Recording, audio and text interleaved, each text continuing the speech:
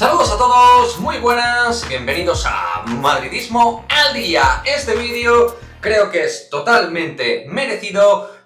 desde nuestro canal para el bueno de Juan Núñez, que solo jugó frente al Unis Kazán 3 minutos, creo, y 37 segundos exactamente, pero creo que el titular es bastante esclarecedor con respecto a este talento innato que tenemos en la cantera madridista. El despertar de la fuerza, sí. Ahí está, ese modo dedicatoria para todos los fans de Star Wars. Y es que es el despertar de una fuerza extraordinaria, que solo Lasso lo sacó de manera errónea esos menos de 4 minutos en un partido donde tenía que haber jugado, por lo menos se me ocurren 10-12, para poder revolucionar y asentarse y revertir una situación negativa en el puesto de base que había dentro del partido, pero sobre todo me quiero quedar con lo positivo de un jugador que ya debutó anteriormente con el primer equipo y que yo le vi con una sensación de nervios, de ineficacia defensiva, de incapacidad de dominar el tempo en la fase de ataque y que, pues bueno, viendo estos momentos de run and run, de poder correr, de poder dejar highlights, de poder hacer cosas rompedoras dentro del parquet,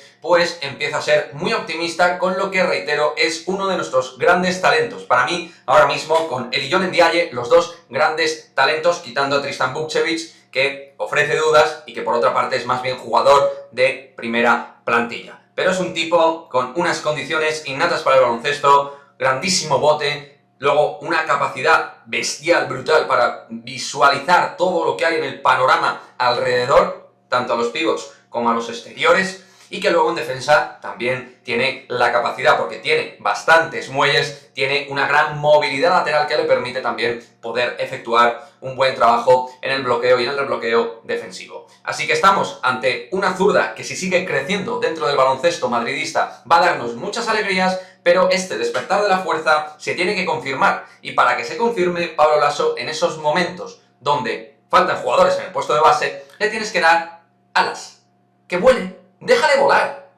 volar, no le cortes la fuerza ni las alas a un tipo que tiene un talento natural absolutamente diferencial. Y así llegaron grandes jugadores al Real Madrid y que destacaron desde la cantera, de repente dijeron ¡boom! Y reventaron con esa gran